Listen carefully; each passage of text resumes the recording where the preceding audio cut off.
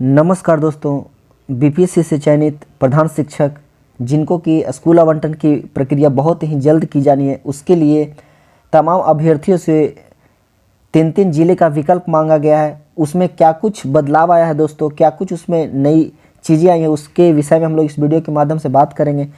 दूसरी बात यह भी बात करेंगे कि जो भी बीपीएससी टीआरई 1-2 में जो नियुक्त हुए शिक्षक हैं, जिन्होंने कि बीएड की डिग्री लेकर के जो नौकरी ली है, उसमें क्या कुछ बदलाव आया है दोस्तों, क्या कुछ उन्हें करना पड़ेगा नहीं करना पड़ेगा, उसके विषय में भी हम लोग इस वीडियो के माध्यम से बात करेंगे। और कुछ तमाम जो शिक्षक भर्ती जो प्रक्रिया है, कितने सीटें हैं, क्या आगे होना है नहीं होना, उसके विषय में हम लोग कुछ बात करेंगे दोस्तों।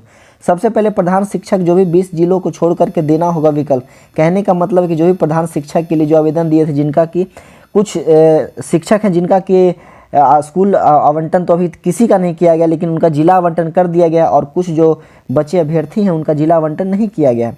उनके विषय में क्या लिखा गया है दोस्तों, तो यह मुजफ्फरपुर से खबर है कि प्रधान शिक्षकों को जिला आवंटन में अभ्यर्थियों को समान कोटि के साथ ही ईडब्ल्यूएस महिला और बीसी के दोनों कोटि के अभ्यर्थियों को 20 जिलों को छोड़कर जिला पदस्थापना का विकल्प देना होगा। कहने का मतलब जो भी जनरल कैटेगरी से हैं और जो ईडब्ल्यूएस महिला हैं और बीसी के दोनों कोटि के अभ्यर्थियों को क्या करना होगा, तो 20 जिलों को छोड़कर, कहने का मतलब जो भी जिला है जो भी 20 जिला है उनको छोड़ करके जिला पदस्थापना विकल्प देना होगा, जो भी मुजफ्फरपुर के अंतर्गत आते हैं। जिले समेत सूबे के 2645। तो ये कहने का मतलब हो गया दोस्तों कि जितने भी जिले हैं बिहार राज्य में, सारे अभ्यर्थियों को 20 जिले को छोड़ करके ही क्या होगा तो देना होगा विकल्प। मतलब 3 ही जिला आप दे सकते हैं, तो 20 जिला को छोड़ देना है, उनके बाद ही आप लोग को जो विकल्प देना होगा। जिले समेत सूबे के 2645 अभ्यर्थियों को पहले के दिन 3 जिलों में किसी में पदस्थापना का मौका नहीं मिला। इन अभ्यर्थियों को अब 18 जिले में ही 3 जिला पदस्थापना के लिए चुनना पड़ेगा। कहने का मतलब है दोस्तों कि जिनको भी जिला अभी तक नहीं मिला उनको क्या करना होगा, तो इन्हीं 20 जिलों में से इनको 3 जिला क्या होगा, इनको चुनना पड़ेगा। 18 जिले में ही बाकी जिले को क्या हो रहा चुनना पड़ेगा। मुजफ्फरपुर के दर्जनों अभ्यर्थियों के नज़दीक का कोई भी जिला नहीं मिला है। प्रधान शिक्षक में अनारक्षित कोटि और अनारक्षित महिला दोनों ही अभ्यर्थियों के लिए 20 जिलों में सीट नहीं है। कहने का मतलब कि 20 जिलों में सीट ही नहीं है, तो फिर इनको जिला कहाँ से मिलेगा। दूसरी बात यह है कि ईडब्ल्यूएस जो महिला में भी 20 जिलों का विकल्प नहीं। कहने का मतलब ईडब्ल्यूएस जो महिला उनमें भी 20 जिलों का विकल्प नहीं है। बीसी और बीसी महिला दोनों ही कोटि में 20 जिलों में किसी तरह का विकल्प नहीं है। इन जिलों में इस तरह की कोटि के लिए एक भी रिक्ति, कहने का मतलब कि इन जिलों में इस जो कैटेगरी है इसमें कोई भी रिक्ति नहीं है। कहने को एक भी जगह खाली नहीं है।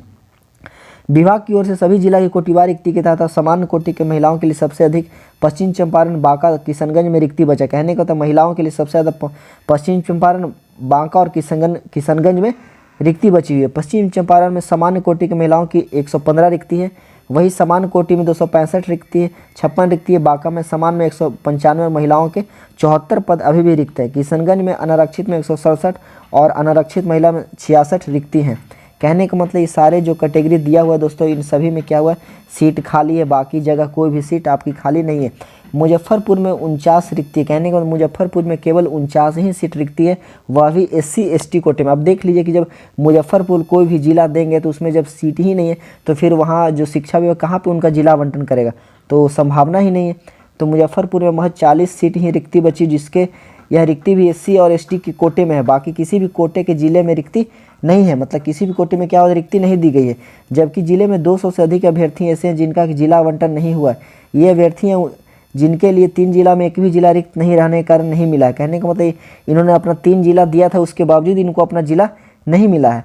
अभ्यर्थियों ने कहा है कि पहले विकल्प के रूप में हमने मुजफ्फरपुर जिला ही दिया था, लेकिन अभ्यर्थियों को कहना है कि मेरिट में आने के बाद भी हमें 3 जिला में एक भी जिला नहीं मिला है। कहने का मतलब जो भी उनका मेरिट था उसके आधार पर उन्होंने जो जिला दिया था, 3-3 जिला दिया था, उसमें उनका पहला जिला भी ना सेकंड न उनको कोई भी जिला अपने रेफरेंस में नहीं मिला है। तो ये कुछ खबर था दोस्तों मुजफ्फरपुर से, जिसमें कहा जा रहा है इनके माध्यम से कि आपको जो भी जिला है आपको बिहार राज्य में, उसमें 20 जिला को छोड़ करके आपको विकल्प देना होगा। बाकी 3 जिला में से आप 20 जिलों को नहीं दे सकते क्योंकि वहाँ रिक्ति ही नहीं बची है।